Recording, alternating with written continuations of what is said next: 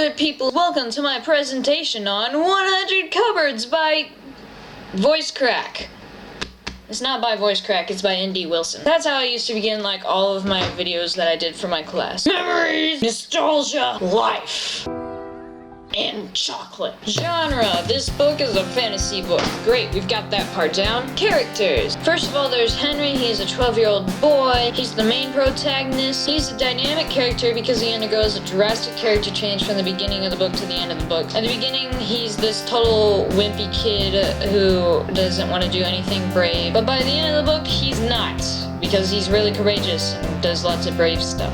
He's a round character because we know pretty much every thought he has. The book centers around him and we know tons of stuff about him. He's a hero because he risked his life for others repeatedly. There's Henrietta. She's the cousin of Henry. She is younger than him and she's a protagonist. She's really curious because she's curious.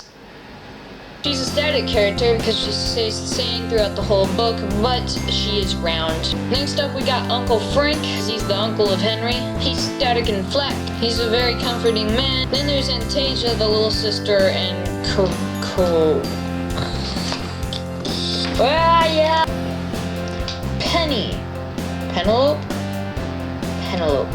Penny.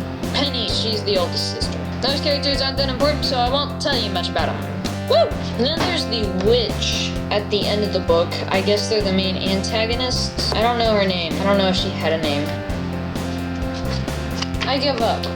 The witch. She's the main antagonist because she's very evil. Static and flat. She's a villain because she tries to kill everyone. That counts as a villain, doesn't it? We're done with characters. Let's get to the fun part. The plot line. So there's this kid named Henry. He's going to move to Henry, Kansas. Don't get the two confused. He's moving because his parents were bicycling on a forest trail or something and they got abducted. Oh no! And now he's going to live with his aunt and uncle and 3 cousins, and he gets there and everything's opened, like all the doors and drawers and stuff, except for their dead grandfather's bedroom.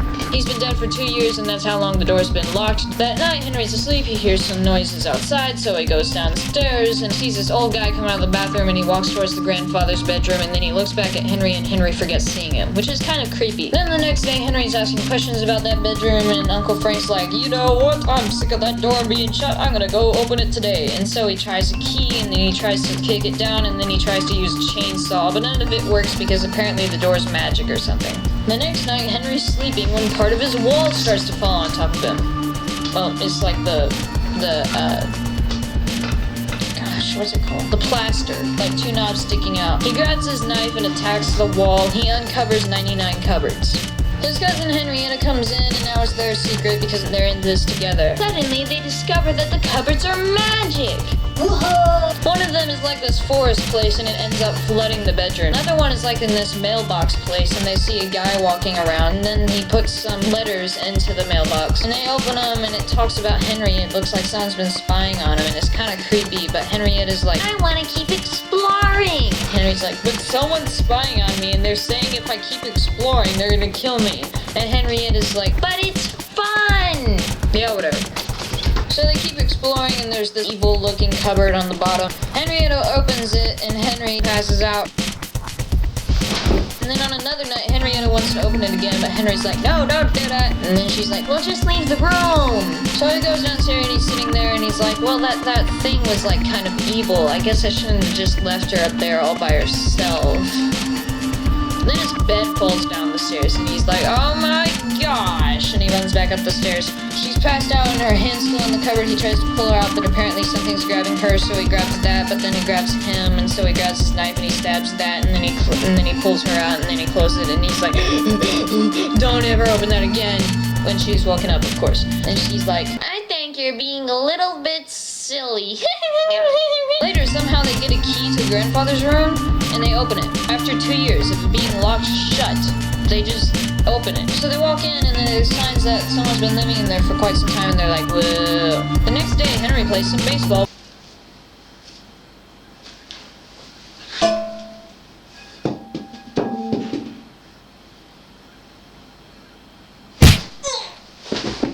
Then the next night, Henry and Henrietta have explored grandfather's room a little bit, and then they've gone back upstairs, and they're chilling out, and they're looking at the cupboards, but then they hear bumps downstairs, and they're like, oh no!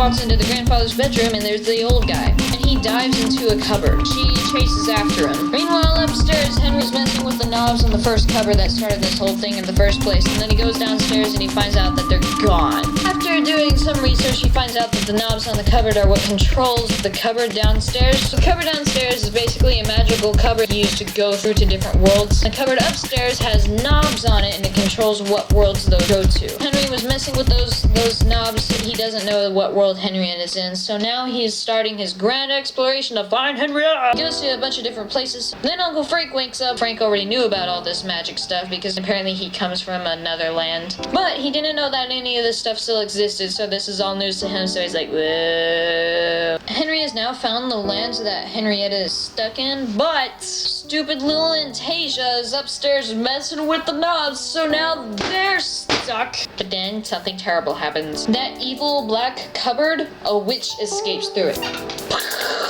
She stabs Uncle Frank. Then Henry and Henrietta find another opening into the real world. Long story short, they defeat the witch and push her through a cupboard to another magical land. Then Frank's like, well, we're sealing all these cupboards for eternity. They're never gonna open again because they're far too dangerous. He gets stabbed, but he was fine. Henry's told that he's actually adopted and he doesn't even come from this land. What? That was pretty much the end. Hey. Theme: be brave. Objectionable material. PG for some violence. Also, a couple guys drink beer, but they don't get drunk, so it's okay. Writing style: realistic. Scripted. Rating: I absolutely love the book. I rate it 4.5 out of 5 stars, or we can just go with 4.5 out of 5. That's easier. Then I don't have to find... Baylor, don't text me right now. I'm making a video and I'm responding anyway. I liked it a lot because it was kind of realistic, but it was fantasy. It takes place in our real world where magic doesn't exist, so it's cool because they respond in a way that normal people would respond to magic showing up in our world. I'm about to go on a huge nerd rant, but I'm gonna stop right now because you guys don't care. I am done shooting this part. Now I get to shoot all the little plotline parts and then edit it, and it's gonna take so long. I hope that you enjoyed this interesting, probably not very interesting video. Goodbye. And remember, no matter what, no matter when, no matter where, no matter who, and no matter how, it's not even a W. Never, ever eat pineapples.